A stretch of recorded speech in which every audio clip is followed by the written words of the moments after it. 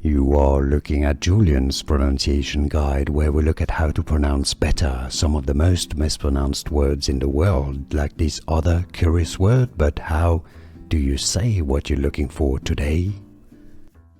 Let's learn once and for all how to pronounce the name of this Dutch dart player. If you want to learn more confusing names of dart players and Dutch names, stay tuned for more videos for you you'll want to listen to. So the Dutch pronunciation is Gian Van Veen. Van Veen. Gian Van Veen is how it's pronounced in Dutch. So if you want to say it in English, you should be really Gian, you could say Gian Van Veen. I know it looks really like Gian Van Veen, but it's more like Gian Van Veen. Here are more videos on how to pronounce more confusing words and names too many mispronounced. Like this video if you found it useful. I appreciate your support. I'll see you soon and thanks for watching.